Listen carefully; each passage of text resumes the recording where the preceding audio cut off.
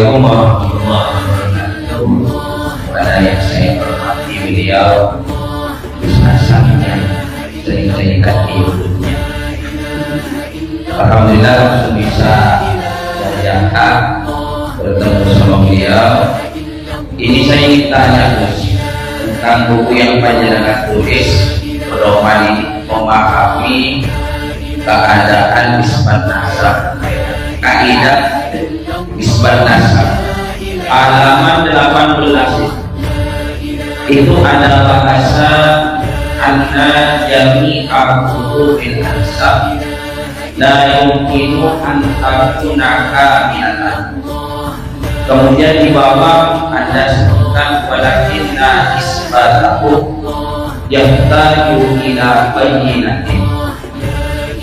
Yang saya tanyakan, kitab-kitab nasab itu kan tidak semuanya ini pasti benar, karena bab nasab ini dalam bidang fikih atau ilmu fikih dianggap ilmu dunia, sehingga ada kemungkinan anak daripada beliau Ahmad Isa itu tadi ada kemungkinan tidak menyebut Ubaidillah, kan begitu? Ada kemungkinan, walaupun setelah dikasih di dalam kitab-kitabnya tidak ada, yang ada cuma 3, Muhammad, Ali, dan Husain. Yang saya tanyakan begini, bahasa bayyinah ketika ilmu nasab itu tidak pasti atau jamiah, apakah bayyinah itu harus dibuktikan dengan ilmu nasab, atau boleh bahasa dunia itu dengan kusnudon atau dengan ru'yatul manami yang langsung dari Rasulullah? Karena ada di antara guru-guru kita itu kadang-kadang ketika ada syarif, ada habib itu masuk ke pesantren, kemudian dia mimpi bertemu dengan Rasulullah lalu mengatakan ada itu jadi saya begitu. Kemudian kalau memang bayyinah ini tidak boleh pakai konsep kusnudon, lalu bagaimana dengan kitab-kitab fikih, terutama di dalam salat Jumat? Beliau Abu Bakar As-Sarto itu menunjukkan ada ulama dari kalangan Ba'alawi yang disebutkan Abdullah bin Alawi Al-Haddad. Kemudian di dalam kitab Uqudul Jen karangan Imam Nawawi menyebutkan juga ketika memahami masalah Rajulul Kamil. Kalau memang dilihat secara usul ilmu nasabnya dan bukti nasabnya intisab kepada Ubaidillah atau Abdullah yang kemudian ditasghir dan diperkecil lagi menjadi kosrunya Abu Bakar itu kita menjenengan, itu lalu anggapan mereka konsensus itu bagaimana? Apakah kemudian harus dibatalkan setelah ada bayyinah ilmiah yang disampaikan? Tidak mungkin. Karena selama ini kan kita para ustaz ini dari dulu memang dikenalkan ini Habib, dari siapa dari dulu ini Habib, ini misalnya gitu. Saya kira kalau memang setelah muncul polemik ini dan dicari ilmu nasabnya tidak ketemu, berarti mereka ada dua kemungkinan, kusnudon atau mungkin pakai ru'yatul manami. Yang ini bukan konsep hujjah ya. Kalau hujjah kami sudah masuk masalah ketika membahas tentang wiridan wahidiyah. Ini masalah ru'yah langsung dari Rasulullah, ibaratnya dari Rasulullah. Nah, ini bagaimana cara memahami? Apakah dengan munculnya polemik nasab dan ada bayyinah ilmiah ini akan merusak pemahaman kita tentang konsep kusnudon, atau mungkin konsep ru'yatul manam langsung dari Rasul? Kan begini. Andai kata misalnya tidak jadi masalah, oh tidak apa-apa, ini benar saja, itu dapat pahala, sananya juga dapat pahala. Kan gitu lah, kalau itu tidak jadi masalah, kenapa harus kita bermasalahkan? Asal pahala. Saya kira gitu aja dari saya. Berarti mohon maaf. Assalamualaikum warahmatullahi wabarakatuh. Waalaikumsalam. Tadi yang saya angkat bahwasanya bahwasanya jelas itu ada ternyata ada lain. Baik. Yang itu tetapnya sebuah nasab. Ini dalam kitab Muqaddimah Ilmu Nasab halaman 58. An-nasabu yadkhulu fi ahkami itu.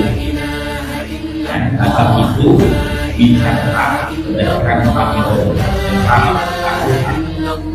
Quran itu ayat al-maktub, sesuatu yang tertulis. Wa syartul maktub ayyakuna qafiyatan ila sahih. Bukan demi kopi.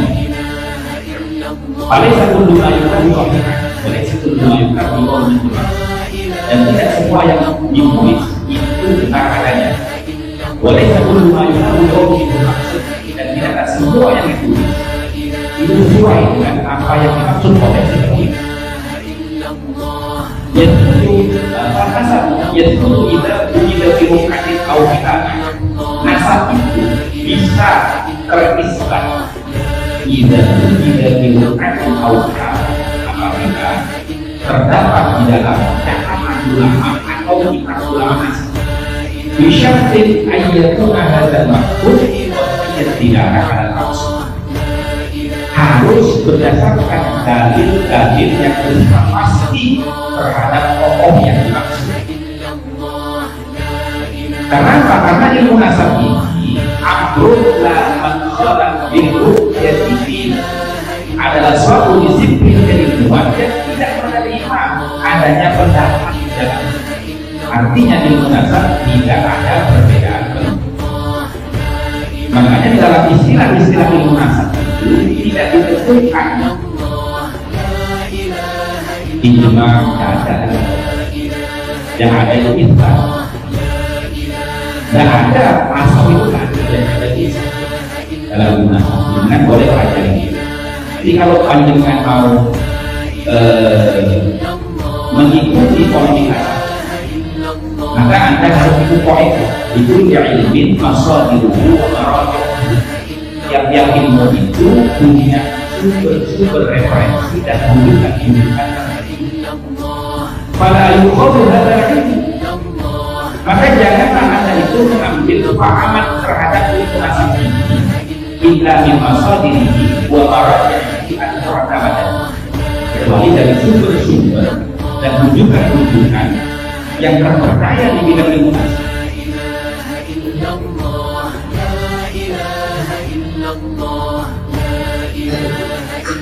Tapi kita tidak tahu. Kalau saya tahu dia ada lima.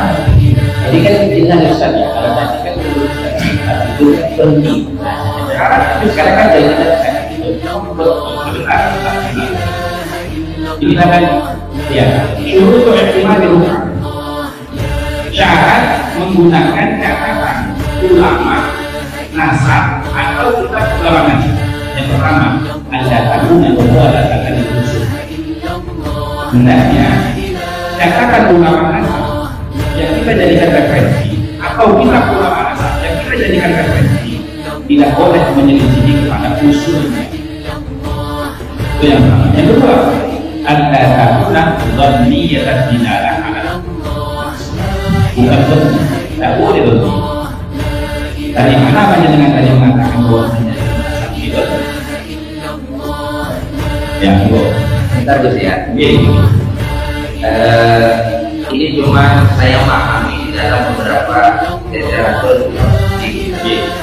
Biasanya kalau terjadi mukhtalaf dalam kasus nasab sebagaimana pewaris atau apa, ini sebenarnya masuk dan nasabnya itu kan biasanya bahasa walabudon, kemudian ada istilah dunia yang tidak tahu gitu ya.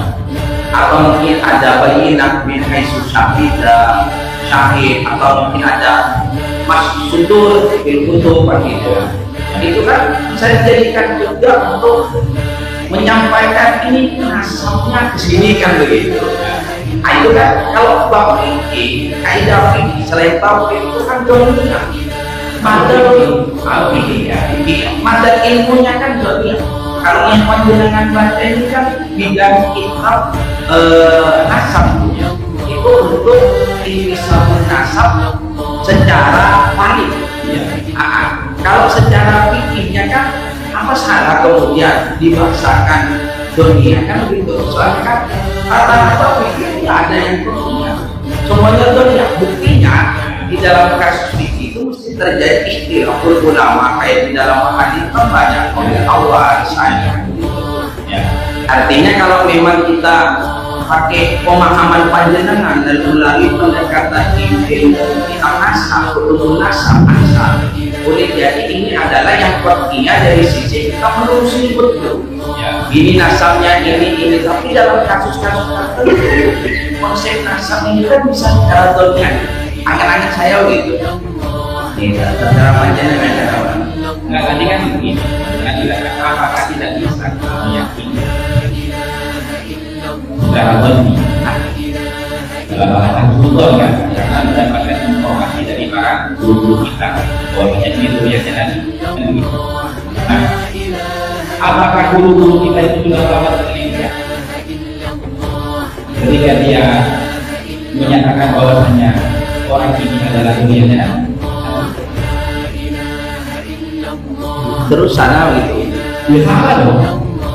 Bagaimana Anda menetapkan orang ini sebagai guru yang nyata? Sementara Anda tidak tahu sumbernya dari mana, referensinya dari mana, dan siapa yang menetapkan. Nah, sekarang bagaimana dengan hadis Nabi? Makin tasabah ila baikah. Nah, kalau umpamanya salah ini gimana? Ini begini, andai kata menurut panjenengan konsep Islam itu salah sebenarnya, karena tidak sesuai dengan kaidah ilmu nasab yang kita pelajari dalam ilmu nasab. Lalu bagaimana dengan ulama-ulama kita yang menyebutkan kemudian Habib Abdullah bin Alwi Ahmad? Padahal konsep Habib itu secara tidak langsung dia kan ingin menyebutkan Habib. Kalau menurut Imam Nawawi itu bukan yang Habib, yang walaupun kode yang banyak kan Sayyid, Sayyidah, Ubaba, Syarifah. Mestinya mereka yang menyebutkan ini adalah Al-Habib Abdullah bin Alwi Al-Haddad, Al-Habib. Bahkan saya baca di dalam kitabul karangan Indonesia itu Mikhatul Alimul Hadid banyak bunyi. Lalu menurut saya andai kata, ini saya andai kata saja memahami adul pembahasan bajikan, oh ini santai. Karena ini adulnya, bajikan tidak ada ilmiahnya. Persekusungan kok disalahkan kemana? Kusnudon itu salah saja kan? Itu kan kita bawa kusnudon. Salah saja kusnudon dan sudon itu lebih mendahulukan kusnudon. Kusnudon itu andai kata salah saja kita tidak berdosa. Apa itu? Ya, dalam konsep ilmu nasab.